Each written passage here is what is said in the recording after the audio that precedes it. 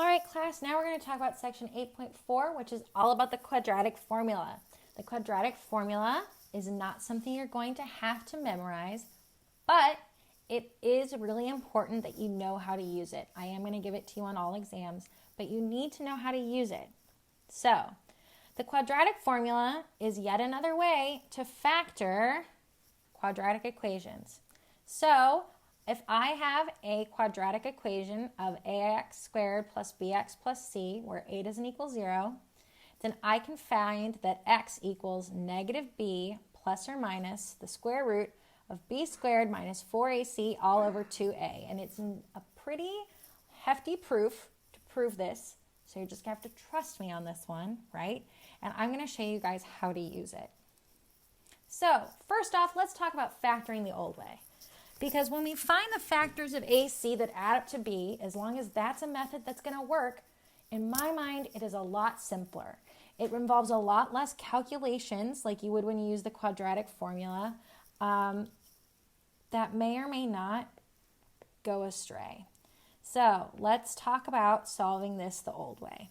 So I would find A is 1, B is 5, and C is 6. So I would want to find the factors of 1 times 6 that add up to 5. Well, some factors of 6 that add up to 5 are 2 and 3, right? So I have a shortcut when I have a leading factor of 1. Otherwise, I would need to factor by grouping, but I can rewrite this as x plus 2 times x plus 3 equals 0. Now, in order to solve for x, I use the zero factor property and set each of my factors equal to 0. That means I have x is negative 3 and x equals negative 2. This tells me my x-intercepts when y equals 0, right? These are our x-intercepts. So that was pretty fast, okay? And we've been using this method for a while now, so it should be pretty comfortable. I want you to know if we use the quadratic formula, we're going to get the exact same answer, but it might take a little bit longer. So I have x equals negative b, so I'm going to take negative 5 plus or minus the square root of 5 squared minus 4 times a, which is 1, times c, which is 6, all over 2 times 1. This looks kind of hairy. You have to deal with an exponent. You've got to make sure your PEMDAS is correct, right? So I always would save this as a last resort. So I have negative 5 plus or minus the square root of 5 squared, which is 25, minus 4 times 1, which is 4, times 6 is 24, all over 2. So I have x equals negative 5 plus or minus the square root of 1 divided by 2. So I have x equals negative 5 plus or minus the square root of 1 is 1 over 2. So I have x is negative 5 plus 1 over 2, which would simplify down to negative 4 over 2, which is negative 2. And I would have, there's never enough space. I have x equals negative 5 minus 1 over 2, which is negative 6 divided by 2, which is a negative 3, right? So I get the same answers. It's just the quadratic formula leaves a lot more room for error, okay? Now, this was really nice. This was a quadratic I could have factored the old way, okay? But when I cannot factor the old way, we're going to want to use the quadratic form or completing the square. So let's work through a couple more examples of this. If I have ax squared minus, if I have 6x squared minus 5x minus 4 equals 0, I want to solve this using the quadratic formula. I have a equals 1, a equals 6, b equals negative 5, and c equals negative 4. I find it really helpful to go ahead and write these values out. That way I know them. By looking at them, I have them labeled, and I can plug them in to our quadratic formula. So I have x equals negative b. So that would be a negative 5. Be really careful about that. Plus or minus the square root of b squared, so negative 5 squared, minus 4 times 6 times negative 4, all over 2a, which is 2 times 6. So I can simplify this to x equals a negative 5, that's a positive 5, plus or minus the square root of negative 5 squared is 25. And then I have negative 4 times 6, which is negative 24. And then I have 24 times 4, which is 108. I'm going to check that real quick. 24 times 4. Nope, 96. Close call.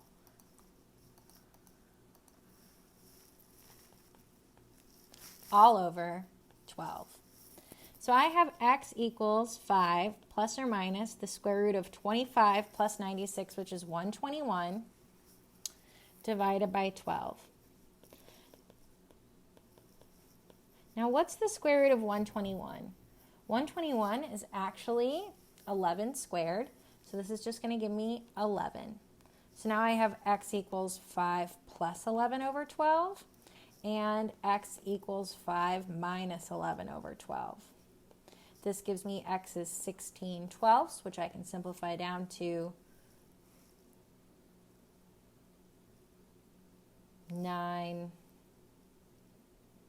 8, 6, and that would give me 4/3, right? 4 is the greatest common factor. 4 goes into 16 4 times, and 4 goes into 12 3 times. And then I have 5 minus 11, which is a negative 6 over 12, which would leave me with a negative 1/2. All right, so these are our new x-intercepts, our new zeros of our quadratic equation above. Now, friendly reminder, equations must first be in this form before you can go ahead and solve using the quadratic formula. Okay? I'll show you why. This would give me 4x squared. To move this over, I have to minus 8x and add 1, right? The sign on these coefficients is going to change. So that's really, really important in order to solve this problem correctly. So now I have a equals 4, b equals negative 8, and c equals 1. So let's substitute these in. I have negative b plus or minus the square root of b squared minus 4 times a times c over 2 times a, which is 4. So I get x equals a positive 8 plus or minus the square root of 64 minus 16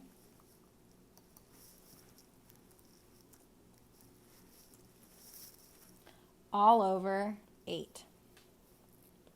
So x equals 8 plus or minus the square root of 48 over 8. So let's see if I can factor 48, simplify this radical even more. So 48 factors into a 2 into 24, which factors into a 2 into 12, which factors into a 4 and a 3, which factors into a 2 and a 2. So I've got two perfect squares in there.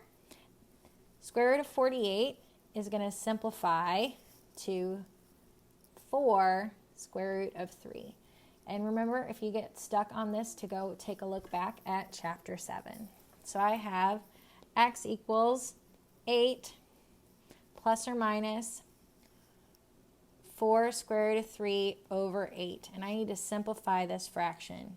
So I have, I can go ahead and I know that I have 8 divided by 8, which is going to give me a 1. So that's going to have x equals 1 plus or minus 4 divided by 8. That's going to factor to a half. So I have the square root of 3 over 2. And I can expand this out, if I wish, to x equals 1 plus the square root of 3 over 2, and x equals 1 minus the square root of 3 over 2. Final answer. Now, because equations must first be in ax squared plus bx plus c form, if you're given something like this, you have to FOIL. You have to FOIL this out to get it in the correct form. Okay? So that's going to be 9x squared minus 9x plus 3x minus 3 equals 8. So 9x squared minus 6x minus 3 equals 8. Subtract 8 from both sides. Now I have 9x squared minus 6x minus 11 equals 0. Now and only now can I use the quadratic formula.